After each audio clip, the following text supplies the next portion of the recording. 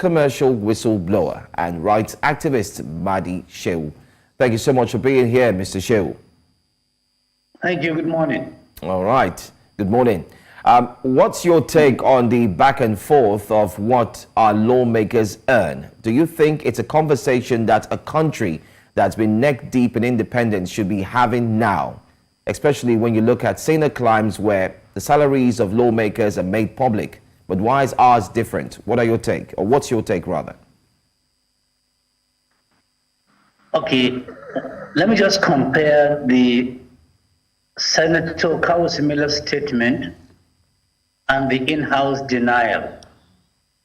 It's just like you come back home and your wife tells you that there is a snake in the kitchen. Just when you're outside the house, a mad woman tells you that there is a snake in the kitchen. That mad woman is just a stray woman. Which one are you likely to believe? You will definitely believe the wife because she's an insider. Senator Miller is an insider. He's an active participant, a principal officer for that matter of the National Assembly. Therefore, I would rather believe Miller in wholesale and retail than believe revenue mobilization or any other counter from anybody. Because he has no reason to tell you lies. He has no benefit of telling you lies. I stand by Miller. I believe his figure, and this figure is not the first time it is being made public.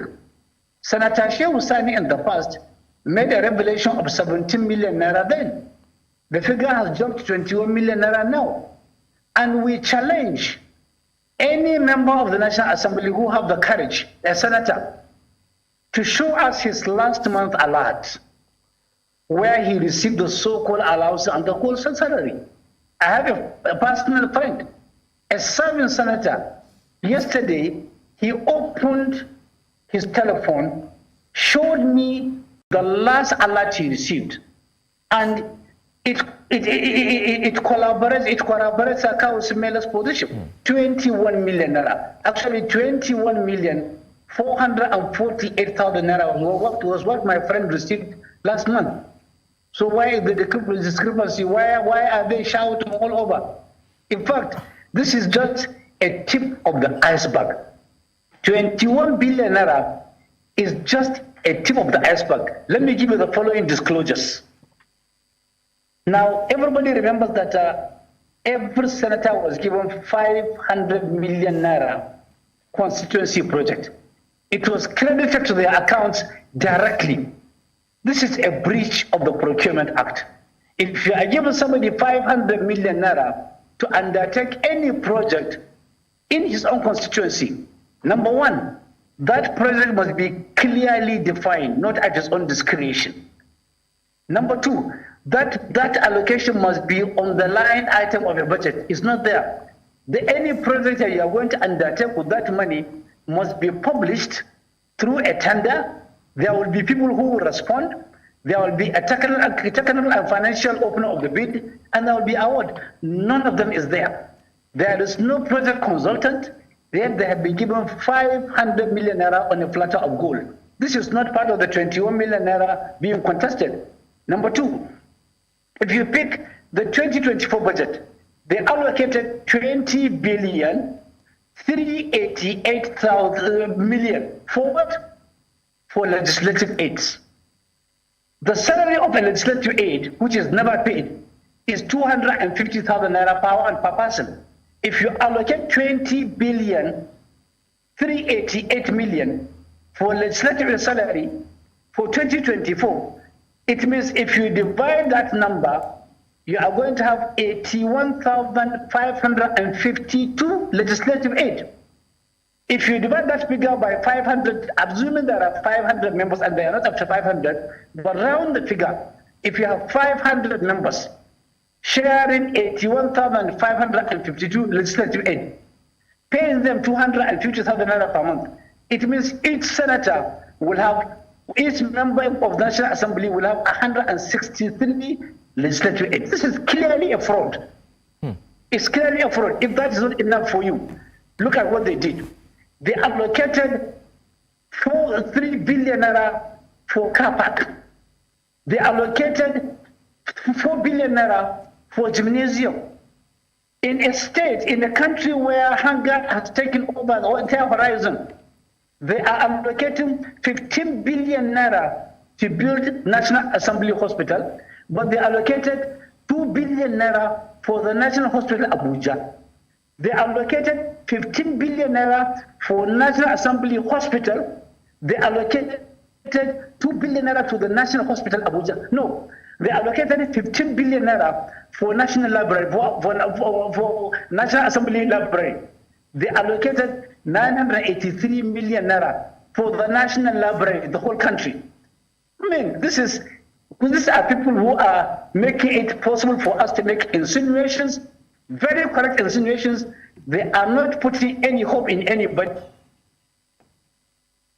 Do you have, I mean, you've given very... Are you with us, sir, Mr. Sheu Madi? Yes, I am. Yes, okay. I am with you. I was saying that you've given us these are very strong statements that have been made. Even talking about your friend who showed you his alert, I was wondering if you'd be willing to share who he is. But in addition to that, let's talk about the role that the RMAFC plays in all of this. We've talked about the lawmakers, but the RMAFC has come out, to say they've disputed the statements made by Shehu Sani, who had stated that 13.5 million in his time, in addition to running cost, in addition to a salary of about 750,000 naira. But RMAFC has come out to dispute what Shehu Sani has said, dispute, the recent allegations that have been made. But on their website, whilst they claim that it's 1 million naira, and they broke it down to the different earnings by these lawmakers, they said categorically that they cannot enforce the application of what the allocation by RMAFC is, and that's a lacuna in the Constitution, a lacuna that can only be fixed by the National Assembly. So let's talk about the role that the RMAFC has to play in all of this. Or are they completely not to be blamed in any way? See, you believe revenue mobilization at your own risk. If they are the people responsible for harnessing, for gathering, for putting together all revenues accruing to the federal government and share it according to an agreed formula. What is the formula they used? Before their own very eyes last week, EFCC dipped their hand into their own account, removed 50 billion naira, and gave it as donation for the student loan. Now, where is revenue mobilization? Money that is recovered from looters, from thieves, from miscreants, are money belonging to the entire nation. Whatever is recovered by EFCC is supposed to be into a central pool that will be divided and shared among the states. Like, for instance, if there is a recovery from the Zamfara state, money meant for the Zamfara state is stolen by maybe a civil servant or public in the Zamfara state, and another recovery from Nasarawa, another recovery from Katsina, another recovery from Oyo, Oshun, Ongu, put together at EFCC pool. Where is the moral justification for revenue mobilization to look away when this money is being removed and given out as donation? So if there can be spectators, they can be onlookers, they can just fold their arms. That is to tell you that they have abandoned their responsibility. They don't even understand their mandate in the Constitution. Their mandate is they have to ensure that a single kobo coming in is shared according to an agreed formula. And there is an agreed formula, but they are looking at it because revenue mobilization allocation appeal commission is now a political wing of APC or a political wing of any party in power. So I don't believe them. You can show me a billion websites. Websites are built by individuals and they can be manipulated by individuals. I don't believe what is on the website. I believe not hearsay, but people confessing with facts. I'm not going to tell this, my friend. We agreed I'm not going to disclose his name, but he showed me that figure. And I saw it yesterday. And I believe him in wholesale and in retail. All right. So it's Senator Kawu versus his counterparts now, and it seems like one person is talking too much, is blowing the whistle louder, and therefore he needs to actually keep quiet. That's what it's looking like. But then again, there's a cause for worry here, and the cause for worry affects over 200 plus million Nigerians. What can be done? Is it high time for the House of Assembly, in short, for the senators, for everyone to come out clean and say, this is how much we earn? And do you think that RMAFC should actually be scrutinized? Because it seems like we're hearing a different report from one side, a different report from another side. How can we nip this in the bud? Because Nigerians are starting to really think that they're being taken for a ride. If you're expecting the senators to come out clean, it means you are blowing your own trumpet too much. Don't expect any of them to come out clean. Why do I say so? Look at the circumstances under which they emerge as senators. By the last count, in June this year, 64% of members of the National Assembly are either facing trial in court or are under criminal investigation, or are under investigation. Currently, 63% of them have existing either a court case or a criminal proceeding, or they are under EFCC investigation. The current members. How can somebody with a questionable circumstance come out clean? He is already dirty. Number two, how do you expect a senator who sat down in the National Assembly and approved that a borehole in Akpabio's constituency be sunk at the cost of 184 million naira per borehole? It's in the budget. How do you expect a senator to come out clean? The same senator who approved 193 million naira for one single street light in Akpabio's constituency. I can continue giving you endless examples. How do you expect a senator to come up clean when he allocated 100 billion naira for administration in SGF office, only for him to allocate 110 billion naira for agriculture nationwide? People who emerge through questionable circumstances will never have the wisdom and the courage and the guts and the audacity to come out clean. Don't forget, I can give you a clear example. Senator Ahmed Lawal, Senator Akpabio, as they are being addressed, did not emerge through a political process. They didn't buy INEC form for Senate.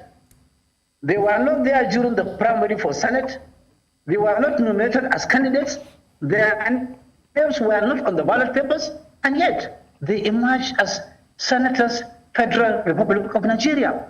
How can such people come out clean? They can never come out clean because ab initio, it is dirty, it is messy, it is stinky. The process, the procedure that brought them to the National Assembly. And I can challenge, let there be any senator worth his own salt, either a Christian or a Muslim or anybody, swear by the Quran, swear by the Bible, or swear if you go to shrine by the shrine, that his election was not marred by fraud, by overvoting, by snatching, by running away. None of them could do that. Right. If somebody came into the National Assembly under questionable circumstances, don't expect him to be clean, so they will never come clean. As to revenue mobilization, please, in the name of God, stop talking about them. They are already there for the government.